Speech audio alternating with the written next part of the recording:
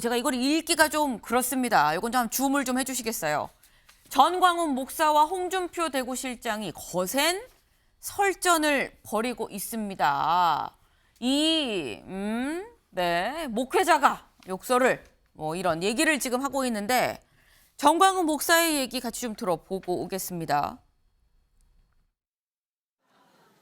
홍준표 듣고 있냐 이거. 당신은 말이야 대한민국을 통하여 당신은 돈 벌어먹고 한 세상 잘 살았지. 그리고 정당에 들어와가지고 말이야 당대표 2번 하면서 한 일이 뭐 있어. 결국 정권이나 뺏겼지. 박근혜 탄핵도 못 맞고 말이야 골라다니면서 말이야 탈당해가지고 무소속으로 말이야 국회의원이나 되고 말이야. 이 쓰레기 같은 자식이 말이야. 이 자식이 말이야. 홍준표를 다 가문의 절정에 집회할 때 10월 3일 날 다 와서 다 와서 연설 다 했다고. 이 성스러운 날에 이 광화문에 모이신 여러분들은 이제 자유대한민국을 지키고 문재인 정권 퇴진을 위해서 모두 한마음이 되어서 한마음으로 문 정권의 퇴진을 주장하도록 하겠습니다. 네, 지금 전광훈 목사 홍 시장한테 반말을 지금 섞어가면서 막 지금 얘기를 거세게 지금 했습니다. 하지만 홍 시장 또 가만히 있을 사람 아니죠. 홍 시장 뭐라고 했느냐? SNS에 정당이 일개 외부 목회자에 의해서 좌지우지되는 건 있을 수가 없는 일이다. 단절하지 못하면 그 정당은 국민들로부터 버림을 받을 것이다. 라고 좀 글을 올렸습니다. 지금 양쪽의 설전이 이 정도가 있었나라는 생각이 좀 드는데 그 목회자 숭배하는 사람들은 우리 당 말고 교회로 가십시오 라고까지 지금 얘기를 했거든요. 윤경호 위원님. 저희가 앞에 사실 윤 대통령의 그 스트라이크 시구를 역대급 돌질 거라고 했었는데 이런 설전 역대급 아닙니까? 보신 적 있어요? 이 정도 수위를? 홍준표 시장 용감해요. 뭐 본인이 당대표를 할 때 네. 지나친 말, 뭐 막말이라고 언론에서는 표현했지만 그걸로 사실 된소리를 좀 맞았죠. 그래서 결국 선거에서 지고 당대표를 물러나야 하는 수모도 겪었잖아요. 그런데 지금 대구에 내려가서 시장을 하면서도 잊을만 하면 한 번씩 뭐 SNS에 글 올리고 언론 통해서 뭐 입장 표명하고 하는데 네. 지금 사실 전광훈이라는 목회자 저분이 저는 목회 활동을 제대로 하는 건지 정치 활동을 하는 건지 구분이 잘 안 가지만 저런 무차별 공격을 하는 분에게 저 정도로 그래도 공격을 하는 맞서서 싸우는 게 홍준표 시장밖에 없잖아요. 다른 아마 보수 지지층 또는 국민의힘 소속의 정치인들은 지금 눈치만 슬슬 보는 거 아닙니까? 어떤 분은 뭐 저분의 힘에 등입어서 수석 최고위원까지 올라와서 오히려 저분에게 마음에 드는 얘기 하다가 지금 거의 뭐 몰락 직전까지 간 거 아니에요? 그러니까 이런 저런 상황들을 감안해 보면 네. 과연 이런 식의 이 욕설 뭐 서로 극과 극으로 가는 이런 게 누가 이걸 지지하고 아우 잘했다라고 박수를 칠까? 저는 우리 국민들의 생각이 지금 갑자기 변했다라고 한다면 어쩔 수 없지만 그렇지 않다면 최소한의 합리적인 지성이 작동을 한다면 네. 지난 2020년에 지방선거, 국회의원 선거였죠. 네.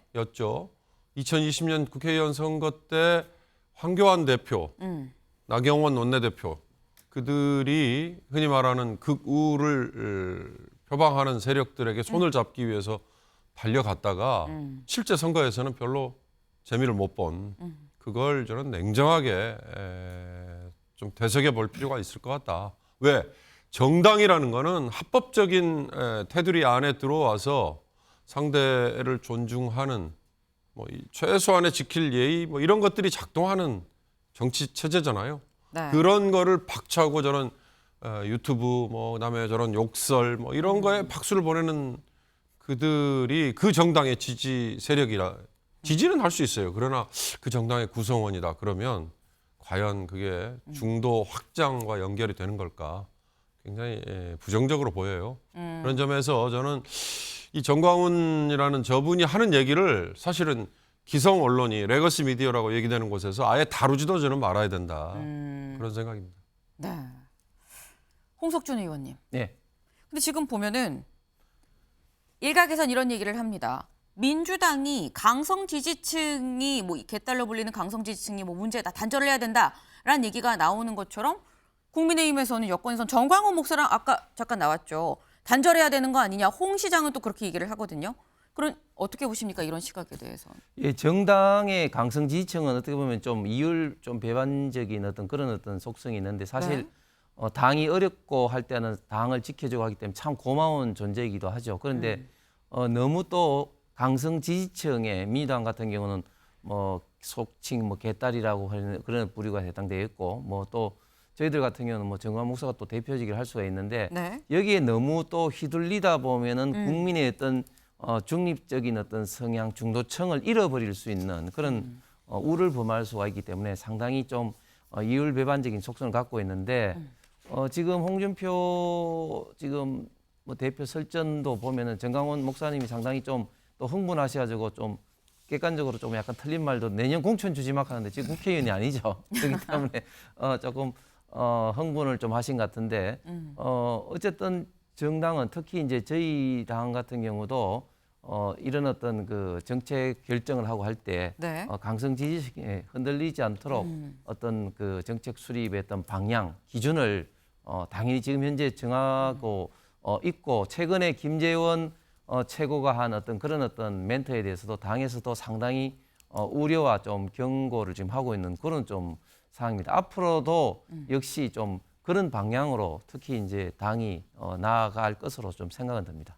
네. 김승원 의원님. 네. 아니, 지금 그 정광훈 목사 이 사태를 민주당 강성 지지층과 비유하는 것은 적절하지 않고요. 이 사안은 정말 종교 분리 원칙이 우리 헌법상의 대원칙이지 않습니까? 네.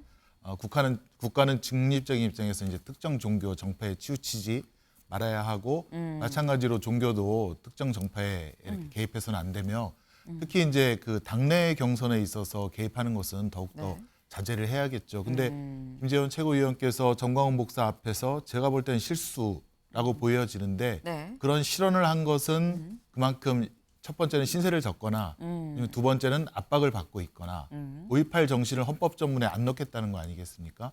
근데 그것은 여야가 모두 다 합의된 것이고 윤석열 대통령께서도 아마 대선 공약 중에 하나로 이렇게 인정하고 있는 것인데 그렇다는 것은 종교가 너무나도 과도하게 지금 정치에 개입돼 있다.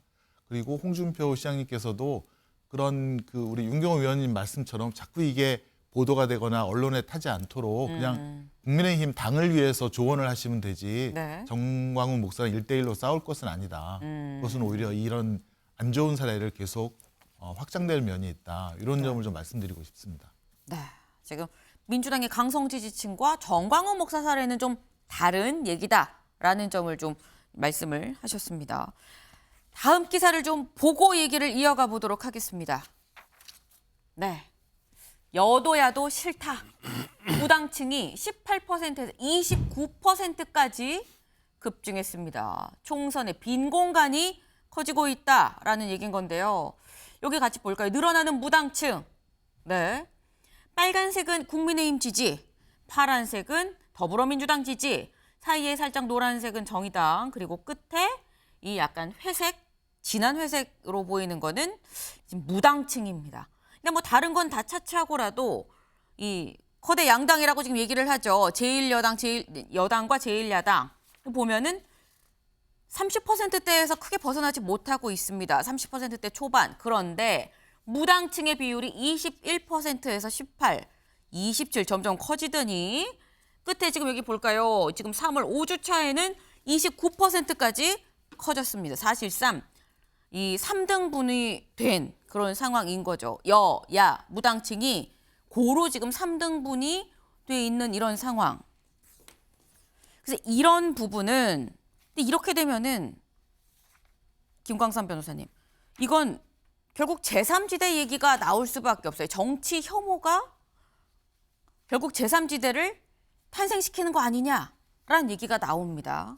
어떻게 보세요? 일단 그럴 수 있죠. 근데 이제 2022년도 이후에 무당층이 늘어서 29%가 왔다는 것은 결과적으로 이제 정치 혐오예요. 그러니까 보수층이 지지하던 윤석열 정부 또는 국민의힘 또 어떻게 보면 이제 진보 측에 지지하던 민주당 또 이재명 네. 여기에서 지지를 보냈던 사람들이 다시 양쪽에서 떨어져 나가는 거죠. 네. 그러면 결국은 이것도 저것도 아니고 우리가 누구를 지지할 수도 없다 하면 정치 혐오가 굉장히 극에 달했다 이렇게 볼 수 있다고 저는 봅니다.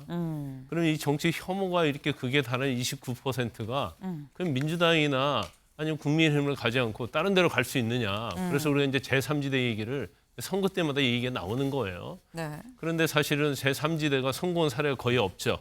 더군다나 우리는 아주 강력한 두 양당, 그래서 실질적으로 양당 체제로 운영되고 있지 않습니까? 뭐 다수당이 우리의 제도이긴 하지만 그렇지만 또 제3지대가 또 유동적인 이념적인 측면에서 좀 애매모호한 측면이 있어요. 그다음에 상당히 또 지지층이 유동적이기 때문에 또 선거만 가면 제3지대 표가 또 양쪽으로 나눠져 버려요. 그러다 보니까 뭐 제3지대가 성공할 수 있는 그러한 좀 공간이 없지 않나 싶어요. 그러면 이제 결과적으로 사실은 뭐 지금 현재 정치 혐오의 원인이 대부분 제가 볼 때는 뭐 윤석열 정부에 대한 실망, 그다음에 이제 민주당 측으로 따지면 이재명 대표에 대한 사법 리스크랄지, 네. 아니면 다수당의 어떤 횡포 이런 거에서 나오는 거거든요. 그럼 이제 원인은 다 알고 있는데 네. 두 당이 잘 모르고 있는 거예요. 아니면 구태야 알면서도 외면하는 건다고 볼 수밖에 없거든요. 그래서 이런 무당층이 늘어난 것에 대해서 양당이 정말 자성을 해야 하고 스스로 반성을 많이 해야 하는데 네. 사실 이제 총선이 다가오면 또 어떻게 변할지 모르겠습니다만은 객관 입장에서 보면 굉장히 어떤 정치에 대한 이런 혐오 이런 것들이 결국 정치의 무관심으로 갈 수 있기 때문에 그건 굉장히 국가적으로 불행한 일이죠. 지금 양당 모두 좀 반성을 해야 된다라고 지금 쓴소리를 좀 주셨습니다.